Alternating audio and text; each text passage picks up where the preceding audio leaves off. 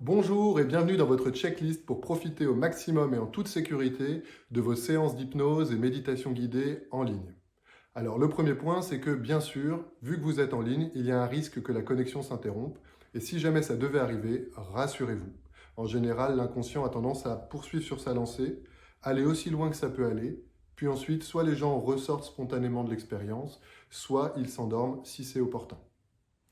Le second point, c'est que j'imagine que si vous faites de l'hypnose, de la méditation, un de vos objectifs, c'est d'être encore mieux à l'écoute de vous-même, dans le respect de qui vous êtes. Et en ce sens, je vous invite à n'accepter de toutes les propositions qui peuvent vous être faites que celles qui vous parlent, celles qui vous paraissent justes et bonnes pour vous, celles qui sont faciles à suivre.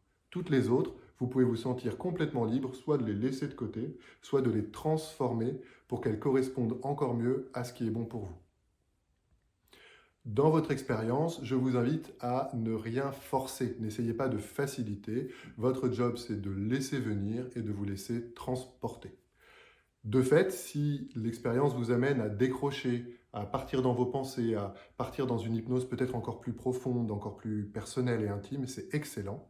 Le train passe en continu et quand vous revenez, il suffit de raccrocher les wagons et de repartir là où le voyage se présente.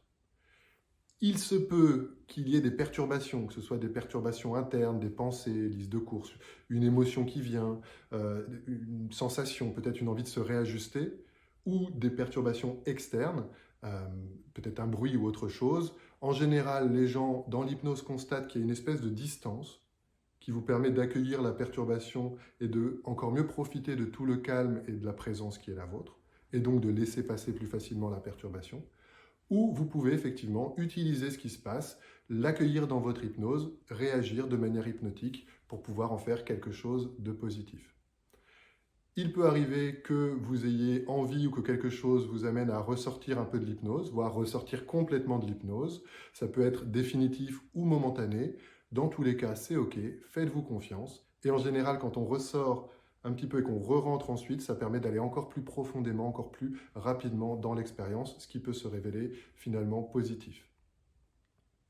Voilà pour les grandes lignes. Je vous invite évidemment à vous assurer que vous allez être tranquille pendant toute la durée de votre séance et que vous pouvez vous installer confortablement pour bien profiter et laisser venir. Voilà, j'espère que cette vidéo vous a plu et qu'elle va vous être utile. Si c'est le cas, je vous remercie par avance, comme c'est l'usage, de mettre des pouces, des likes, des partages. Et dans tous les cas, je vous souhaite de très belles surprises et de très belles expériences. À très bientôt!